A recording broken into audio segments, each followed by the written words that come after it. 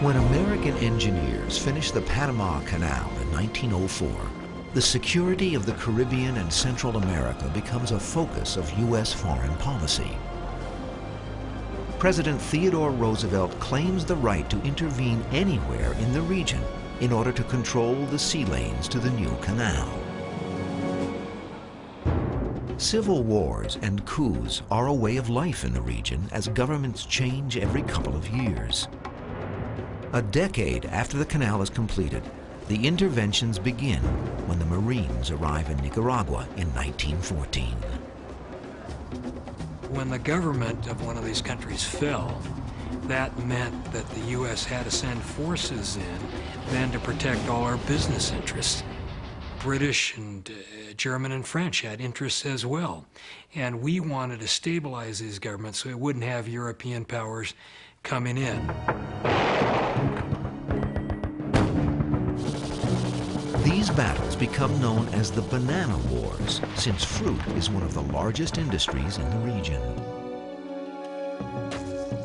United Fruit Company wants stability so that they can ship the bananas and other fruits here and there. They saw the need for stability to make capitalism work better. Marine support of stable governments in Nicaragua, Haiti, and the Dominican Republic doesn't always mean supporting the general population.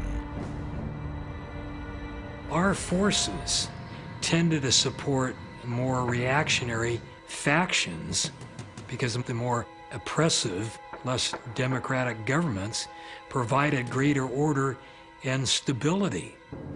And this meant our forces very often were seen as anything but liberators. One of the Marines' most formidable opponents is Augusto Sandino, a rebel leader in Nicaragua in 1928. Augusto Sandino is sort of the equivalent of Ho Chi Minh in the 1960s. He becomes a world figure representing this idea of the heroic guerrilla struggle against United States imperialism. But even the charismatic Sandino is no match for well-trained, well-equipped U.S. Marines. In 1929, the Americans drive Sandino and his followers into the mountains. Later generations of rebels familiar to Americans in the 1980s continue the struggle and take their forefathers' name, the Sandinistas.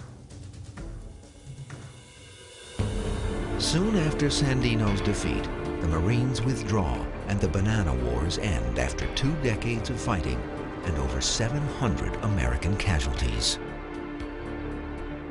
Our involvement in these Banana Wars dissipated rather dramatically during the 1930s. America, of course, was preoccupied with the Great Depression. Franklin Roosevelt was attempting to develop better relations with Latin America in general.